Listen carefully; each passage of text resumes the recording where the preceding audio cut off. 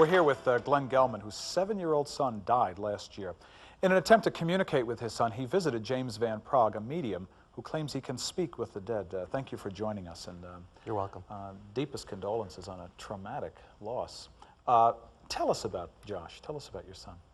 Joshy was a very outgoing, very athletic, bright, funny young little boy.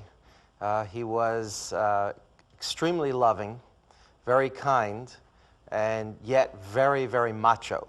He walked with a strut. He was very confident and often was involved in athletic events with much older children. Mm-hmm. Full of life. He was very full of life. He was the life of the party. He lit up a room when he walked in. And probably the best story I could tell you about him to exemplify his personality is when he was 2 years old. He was in preschool, and the teacher asked him to pick up the toys that he had left behind. He said, "Why?" She said, "Well, that's the rules." He said, "Well, those are your rules, not my rules." He also added, when he was in preschool, a lot of comic relief to the other children, to the point where the teacher called and said, "We love having him, but we can't keep a straight face when we're around him." Now, you have 3 older daughters, right? Yes. And so this was your boy, and he kept the house lit up too, right? Yes, he kept us all on our toes. Now, he had some health problems right from the get-go, didn't he? Yes, shortly after he was born, we realized that he was exceptionally allergic. He was allergic to all dairy products and soy products, and had to be on a very restricted chemical-type diet. He developed severe eczema and then asthma, yes. But the problems were under control. Correct. The last 2 years before he died, he was exceptionally healthy.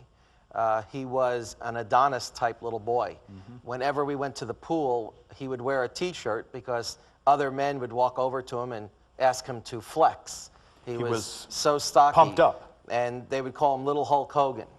And he was embarrassed by the size of his muscles. Yeah. So he would wear a T-shirt, but then he got used to it. But he was so strong that he had the type of stomach, the washboard stomach that I used to have 400 years ago. Uh-huh. Now, so here he is, and he seems like he's getting more vital, more vital. Tell us about when he died. What happened? Joshy died from an illness known as sudden death asthma, and there's very little known about it.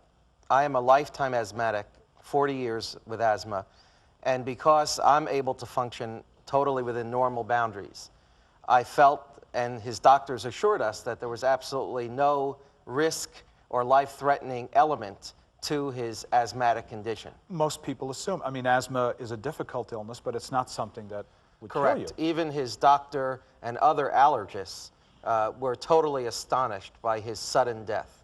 There was absolutely no warning. He was doing his homework. He stood up, grabbed his throat, and died in my arms. This was just last year. This was November 1993. Tell us about how you attempted to cope. I immediately purchased as many books as I could about life after death. I'm a very religious person, and I scoured the books available relative to our religion and found that they coincided very much with the description of the afterlife as described both by the rabbis and described by the psychic mediums. And I was comforted by the fact that the mediums were describing the other side in the same way that our religion taught us that it holds for us. All right, so now you make a choice and you contact James Van Praagh. Tell us about that. Was he able to contact Joshua? I cannot tell you with absolute certainty. However, I would like to believe, and I believe that any bereaved parent would take comfort with what I'm about to say. Either he reached my son, or he paid the FBI to investigate all the circumstances regarding my son's death. He was able to tell us how he died, what his personality was like, approximately how old he was. He was able to tell us what his room looked like, specifically what toys were in his room and how they were arranged in his room. He was able to tell us about the monument that we erected in his memory on his grave. He was able to tell us about personal items and effects we put on the grave. All of this very persuasive. And then he did something pretty extraordinary. Tell us about that. That's correct.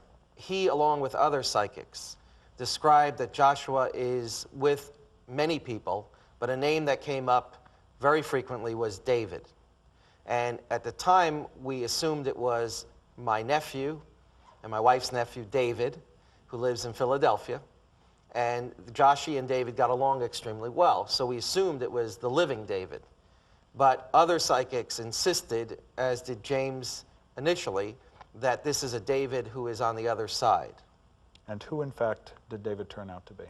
David turned out to be a young man who is buried 3 spaces, lots, near my son Joshie, David Matthews. And we're going to meet David's mother when we come back. I just want to remind our audience that James Van Praagh is isolated and will not hear our interview with Barbara. And joining us now is Barbara Matthews. She lost her 20-year-old son, David, to asthma in the spring. Thank you for coming and being brave. Tell us about David. What kind of a personality did he have? David was very loving, tender, compassionate, serious, dedicated student, very funny, tease, as his sister would certainly verify.